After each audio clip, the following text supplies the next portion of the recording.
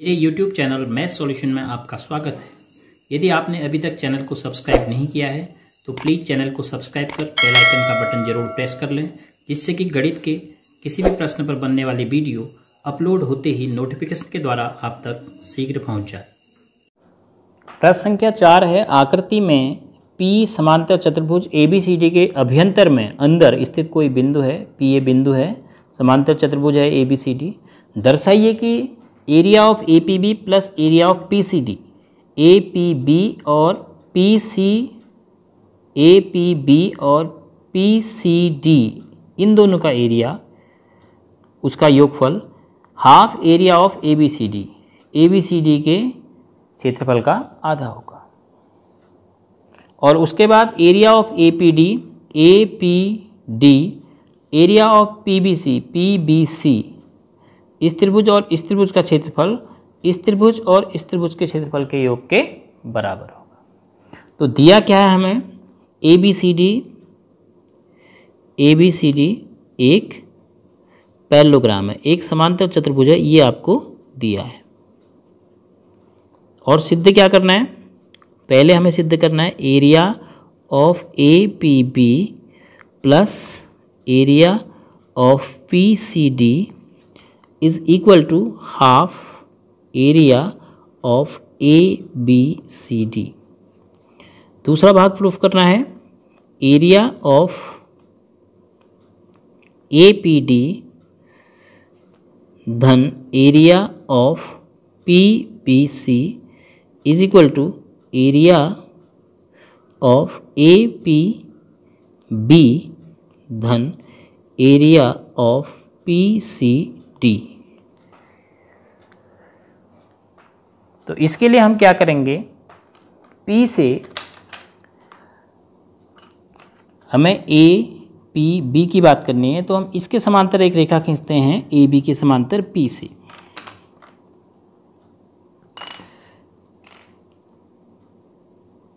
ये रचना है तो इसलिए क्या होगी, डॉटेड होगी। तो इसको मान लिया हमने बिंदु Q और इसको मान लिया बिंदु R। तो QR समांतर, इसको लिखते हैं P से QR समांतर AB खींची।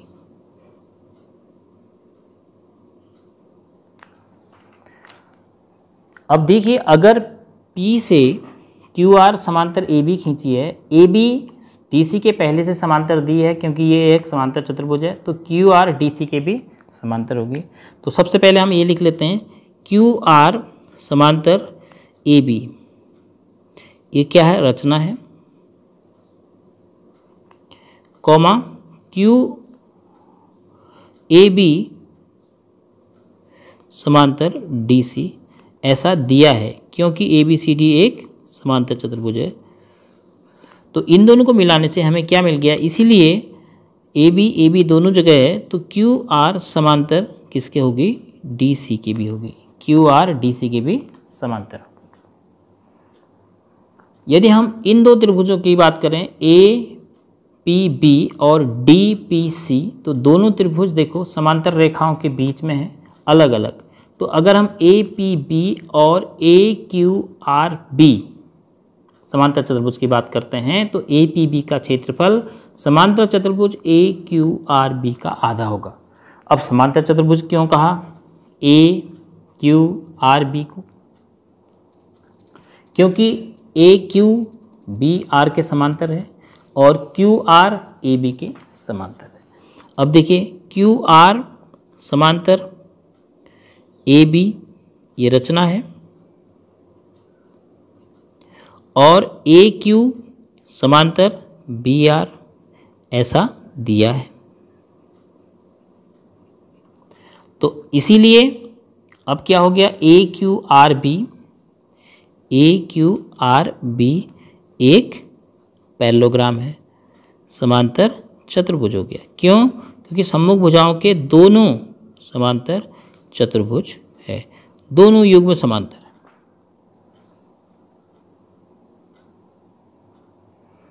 अब यदि AQRB समांतर चतुर्भुज है तो AB समान आधार है उस पर एक त्रिभुज बना है APB और एक समांतर चतुर्भुज AQRB। तो त्रिभुज का क्षेत्रफल समांतर चतुर्भुज के क्षेत्रफल का आधा होगा। Area of APB is equal to half area of AQRB। कारण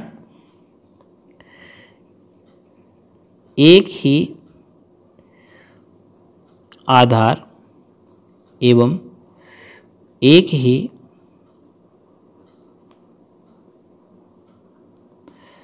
समांतर रेखाओं के बीच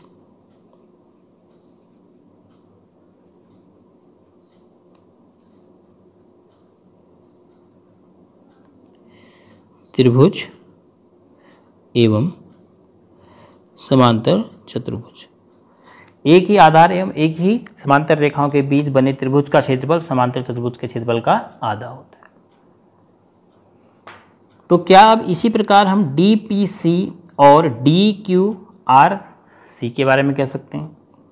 अब चूंकि DQRC भी क्या है, पैरेललोग्राम है, तो इसी प्रकार जो हमने ऊपर लिखा इसी प्रकार हम क्या लिख सकते हैं, area of triangle PDC is equals to half area of DCRQ parallelogram के एरिया के बराबर। अब इन दोनों को हम साइड बाय साइड ऐड कर देते हैं। माना इसको हमने कर दिया नंबर 1 और इसको कह दिया नंबर 2।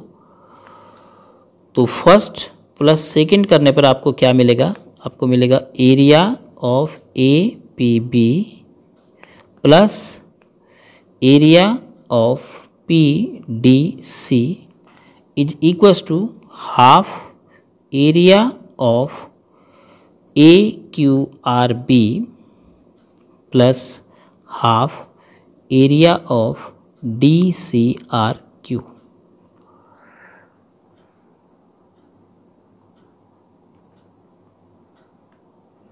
अब इन दोनों में देखो हाफ कॉमन है, तो क्या बचता है आपके पास, area of AQRB plus area of DCRQ। अब इन दोनों का एरिया आप ऐड करने की कोशिश कीजिए चित्र से, AQRB DCRQ। तो देखो इन दोनों चतुर्भुज का अगर क्षेत्रफल जोड़ देंगे तो आपको पूरा चतुर्भुज मिल जाएगा ABCD। तो इन दोनों के योग की जगह आप लिख सकते हैं हाफ एरिया ऑफ, इन दोनों का योग की जगह ABCD। क्या मिला आपको, area of APB plus area of PDC is equals to half area of parallelogram ABCD।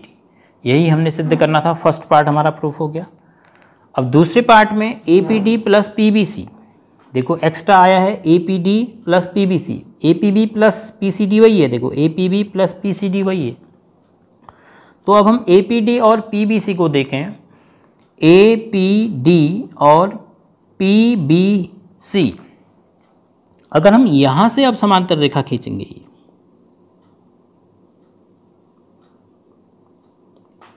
एक और रचना करेंगे, माना इसका नाम S रख देते हैं, इसका नाम T। तो ये दूसरी रचना है, P से ही दूसरी हमने क्या खींची, ST समांतर AD खींची।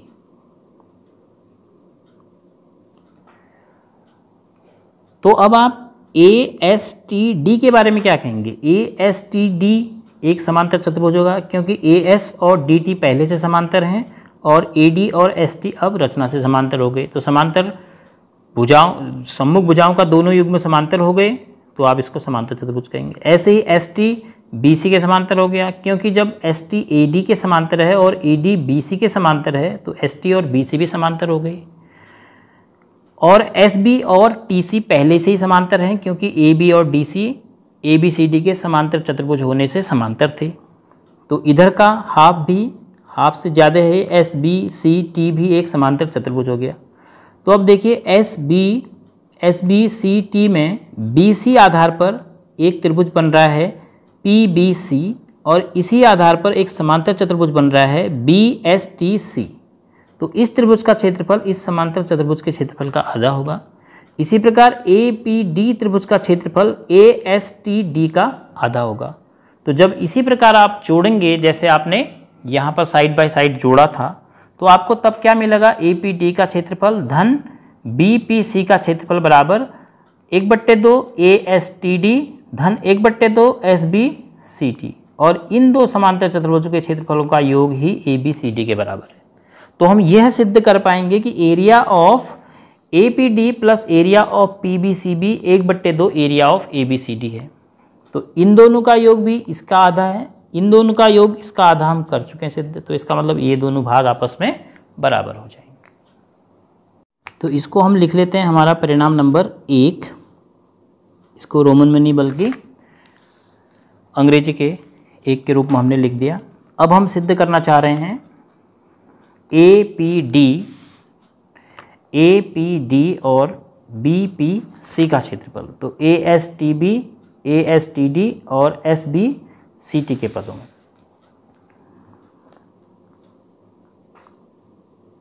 अब देखो एस टी जो है वो हमने समांतर खींचा है ए डी की, यह रचना है।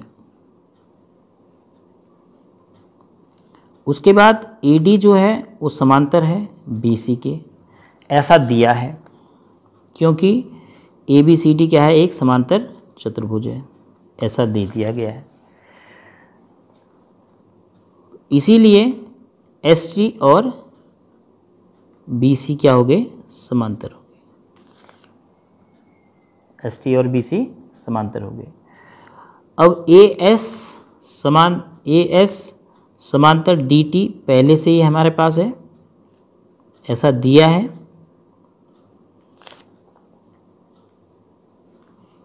और एस टी समांतर ए डी, ये आपकी रचना है। तो सम्मुख भुजाओं के दोनों युग्म समांतर हो गए। तो ए एस टी डी एक समांतर चतुर्भुज हो गया। तो समांतर चतुर्भुज हो गया। तो area of A P D is equals to half area of A S T D होगा। कारण वही है जो पहले का था। क्या कारण है, एक ही